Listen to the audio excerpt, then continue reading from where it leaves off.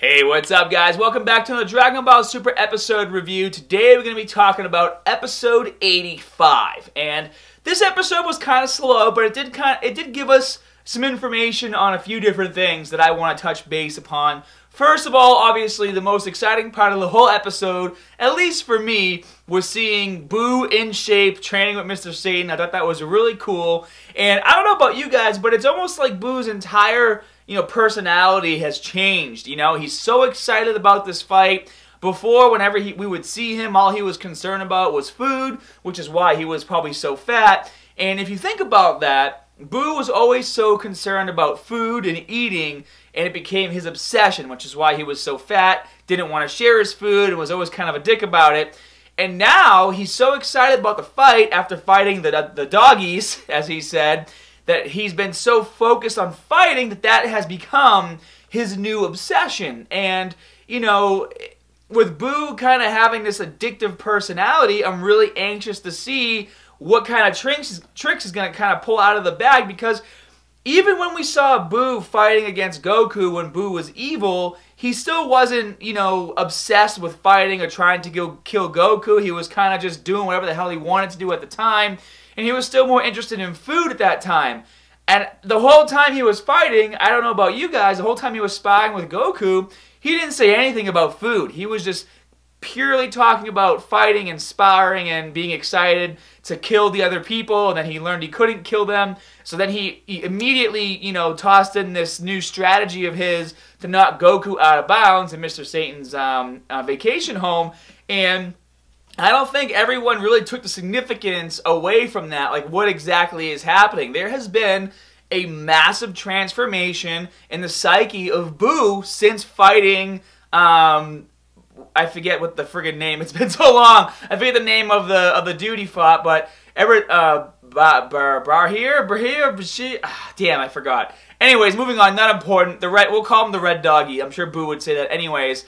But after fighting him, this whole psyche changed, and now he's excited about getting into this tournament, and we don't know how far he can take it. Like, we obviously have never seen Buu really push himself to his potential, because we've only known him as Fat Buu. We haven't seen him as in-shape sparring and then really psyched out about, fighting. So he is going to definitely be a really good asset to the team. He clearly has what it takes. He clearly has the mental fortitude to come up with strategies to outsmart his opponents. And we're quickly starting to see that Goku is kind of on the low end of the totem pole when it comes to outsmarting his opponents. People are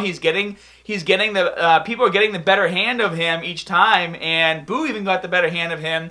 And so it's really changing even Goku's mentality, because Goku's, he does know how to fight as a team, but, he's not really thinking strategically, because even the tournaments that he's fought in, it's always been one-on-one. So it's always been strategic, but more of a one-on-one power, where Buu is clearly showing that he has the capability to outsmart his opponents, as dumb as we might think that he might be.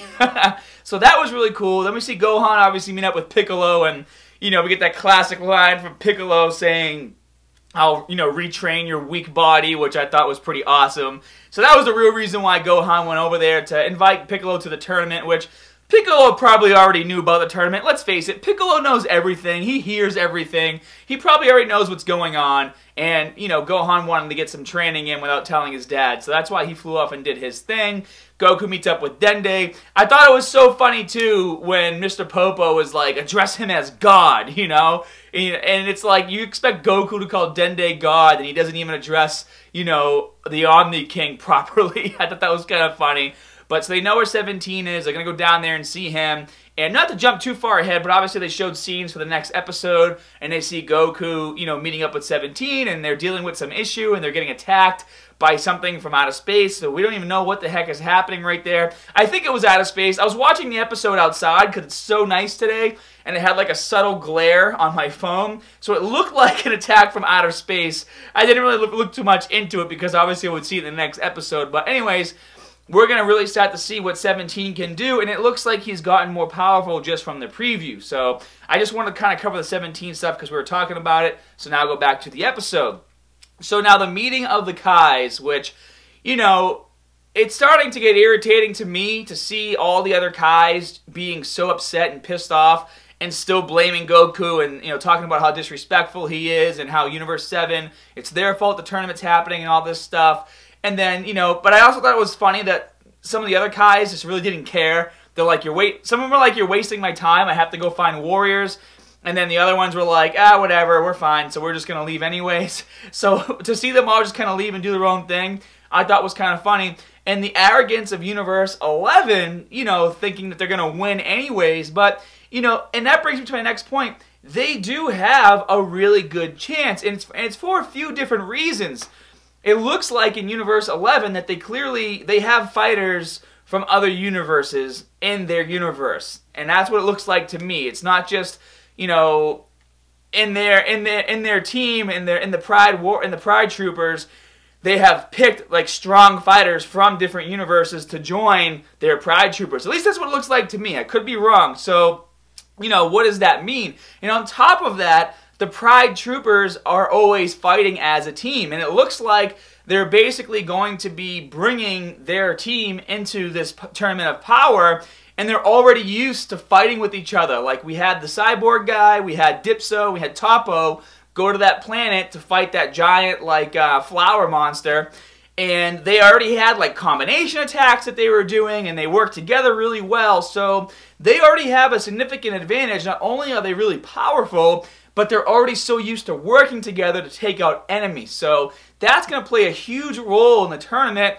and that's kind of what I got from that episode. And then moving on, we saw Champa and Vados talking to the other gods of destruction, and I like that they said what I've been saying all along, where in my last video where I talked about maybe Goku's not such a bad guy, and Vados points this out, they're all shit-talking Goku, and she's like, hey guys, if it wasn't for Goku, you'd all already be erased by now. So I don't understand why you're talking so bad about him. And it's true. If it wasn't for Goku, they would already be erased. They would not exist. So they owe Goku a favor, but they're all just hating on him so much. I think that what I basically get out of all of that is that I think they're just super jealous that they're so afraid and they have to bow down to the Omni King, where Goku just kind of like does whatever he wants. That's just how he is. So to me, it's more like jealousy. I don't think they really care that he started the Tournament of Power and they might get erased. I just think that they're pissed off that they kiss the Omni King's ass so much that Goku doesn't have to do it, and they're jealous. I mean, that's kind of a common, you know, thing amongst any group of people or rivalries. There's usually some kind of jealousy involved, which is why you hate each other, right? So I just think they're jealous of Goku and his Omni King gains, to be honest with you. But some other things too, I was watching the Pride Troopers fight, and I was thinking from the previews that Dipso was, you know, of the same race as Champa and Lord Beerus, but after a closer look and kind of seeing him fight, he doesn't have a tail, and when he talks, he has more like a Bugs Bunny kind of like shape to his face, where he has the two big teeth in the front. So it comes across to me that he's probably more of a bunny race versus a cat race like Lord Beerus and Champa. So if you guys were thinking the same thing as me when you saw glimpses of Dipso in the outro, or in the intro to this video from last week's, from the end of last week's episode where you saw kind of a preview, I don't think that he's the same race. I think that he's a rabbit. And I was hoping he was the same race, because then it would really kind of solidify the thought process or the view that, you know, anyone can become a god of destruction, because then we would have seen a direct link between Lord Beerus and Champa, and then a being that isn't as powerful yet, but that kind of got kicked to the curb after realizing he's probably a rabbit and not a cat. So that was another thing I kind of picked up from the episode. But overall, I really did enjoy the episode. We learned quite a bit. We got to see, you know, Topo is really struggling internally with this tournament, you know, and he's really worried about his people. And you can tell the dudes in Universe 11, they are good guys, you know, and it sucks to see good guys look at, like, Goku and the Z-Fighters as bad guys, when we know that Goku and the Z-Fighters are also good guys, and for them to be clashing like that, you know, it sucks, but it is what it is. So there's so many different things happening, you know, so many different struggles. Usually we're used to always seeing like a good versus evil struggle in these episodes and these arcs.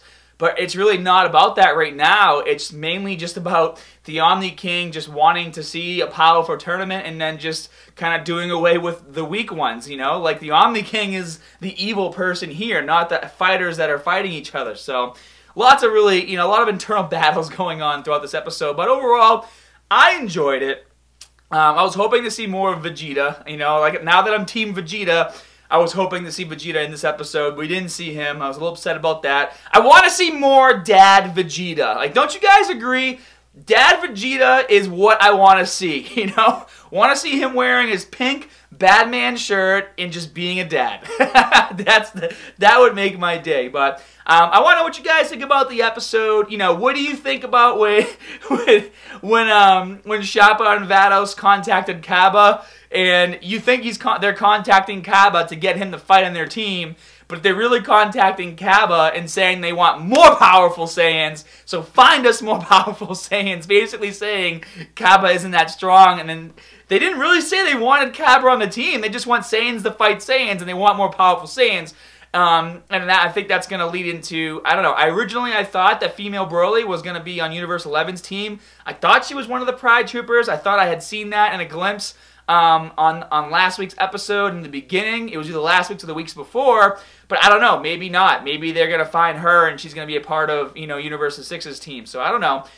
Lots more to come. It's just, there's so many more things happening. It's going to be great. So let me know what you guys think down in that comment section below. What'd you think of the episode? Are you excited to see 17 in the next episode? What'd you think about Super Fit Boo? That's what we're going to have to call him now. Do you agree that now, you know, he's not really, you know, we always knew he had fighting technique, but now it almost looks like he has, you know, the fighting technique of a fighting genius, the way he, you know, kicked Goku's butt in that little fake quick sparring match they did. So I don't know what's going to happen with that, but lots of good stuff. Be sure to hit that like button. Subscribe if you haven't already. And as always, more good stuff coming soon. See you guys.